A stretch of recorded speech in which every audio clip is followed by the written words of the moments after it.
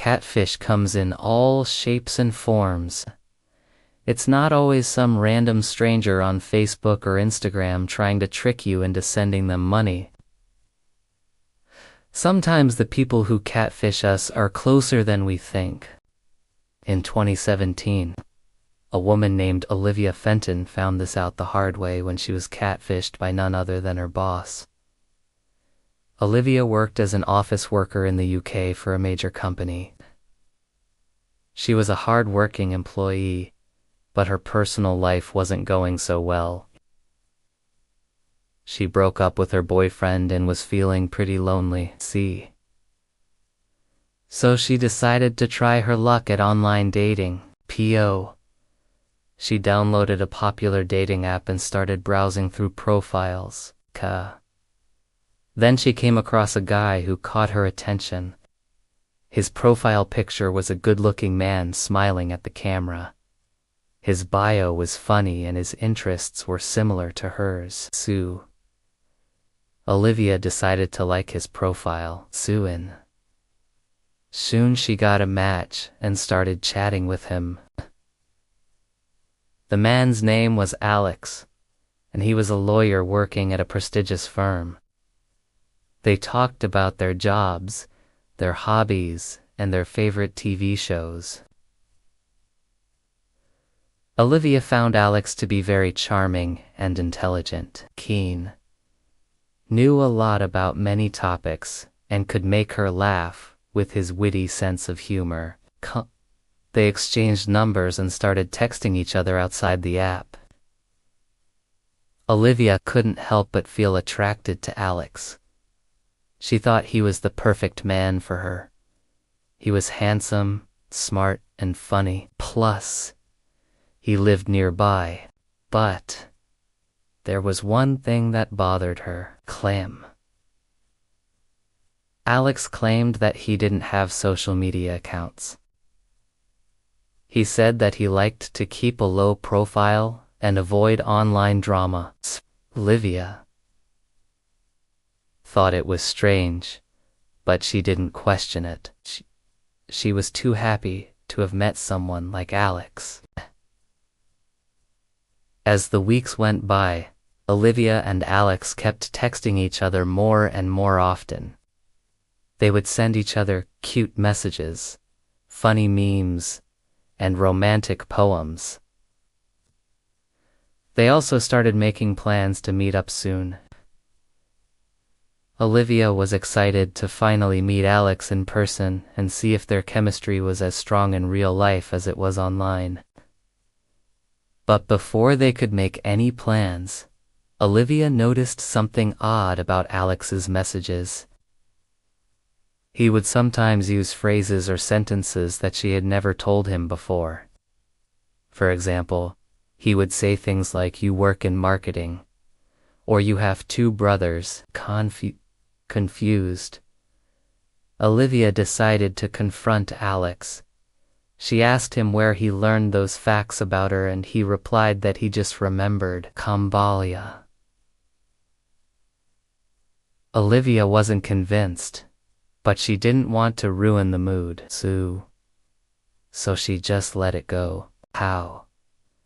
However, the more time she spent with Alex, the more she realized that he knew too much about her. He seemed to know her favorite food, her favorite movie, her favorite song, everything. It was like he had a file on her and all her personal information. Olivia couldn't help but wonder if Alex was stalking her, or if he was just really good at research. One day, Olivia was talking to Alex on the phone when she heard a familiar voice in the background. She couldn't make out who it was, but it sounded like someone from her office. Curious, Olivia decided to listen in. She pretended to be on mute while she tried to figure out who it was. And then she heard her boss's voice. He was asking Alex if he could talk to Olivia for a minute. Olivia was shocked. She quickly ended the call and started thinking. Was Alex her boss? Why would he lie to her about his identity? Why did he pretend to be someone else? Olivia couldn't understand why her boss would do such a thing.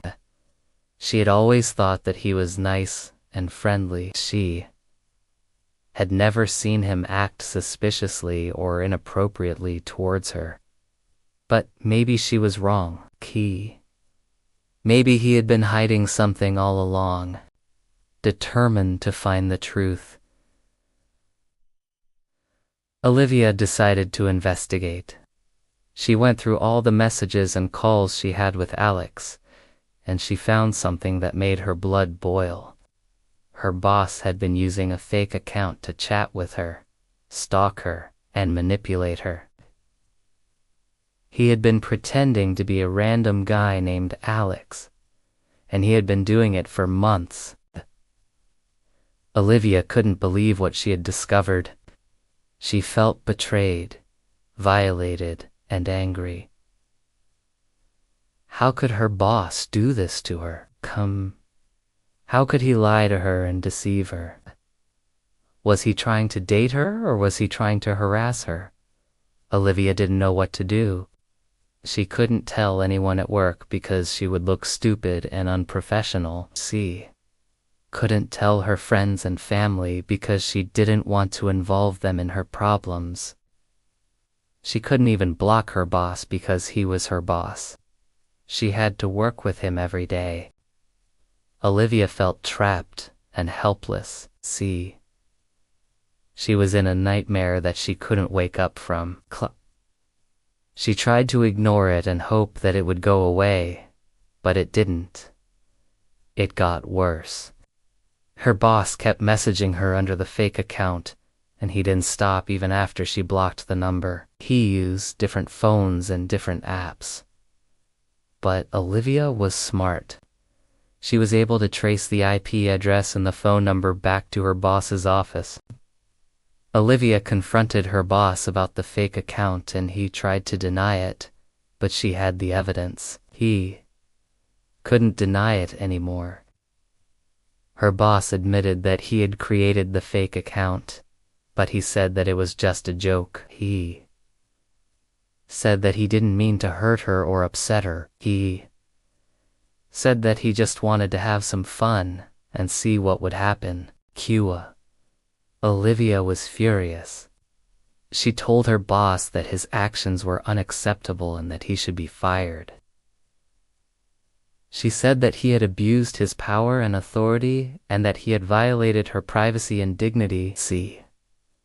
She said that he had ruined her trust and respect for him, and that she would never forgive him. Olivia went to HR and filed a complaint against her boss. She gave them all the evidence she had and she demanded action. But HR didn't do anything. They said that there was no policy against employees dating each other, and that there was no evidence of harassment or discrimination. They said that her boss's actions were not serious enough to warrant disciplinary action. Olivia was devastated. She couldn't believe that her boss was getting away with what he had done. She felt like she had no one to turn to and that she had no one to protect her. But she wasn't alone. She had her story. Olivia decided to go public with her story and share it on social media. She posted her story on her blog and on her social media accounts and it went viral. Her story got millions of views and thousands of comments and shares. People from all over the world reached out to her and told her that they had experienced something similar. Many people said that they had been catfished by strangers online, and they had lost a lot of money or emotions.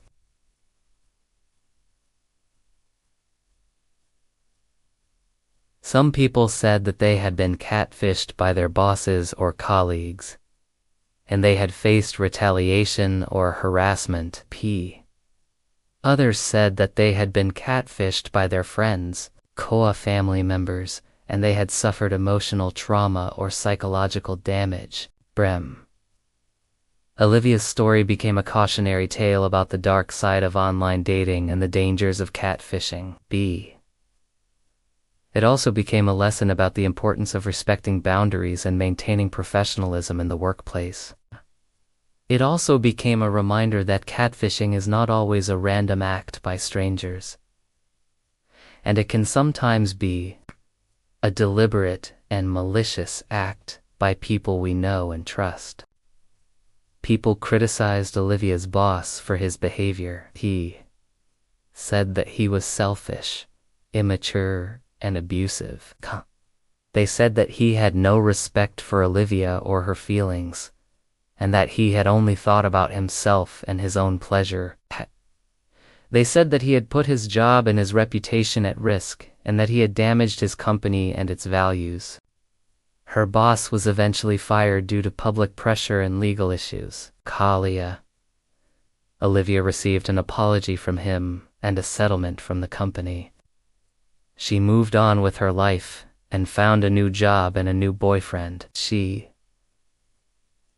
also became an advocate for victims of catfishing and online abuse. Olivia's story is a reminder that catfishing can happen anywhere and anytime, and that we should always be aware of our surroundings and the people around us. It's also a reminder that we should never give up our dignity and our safety for a few likes or comments, Talaine, and that we should always report any suspicious or harmful activity to the authorities, Torah. So if you ever meet someone on the internet who seems too good to be true, don't believe everything they say or do. Do your research, trust your gut, and don't be afraid to walk away. Thanks for watching.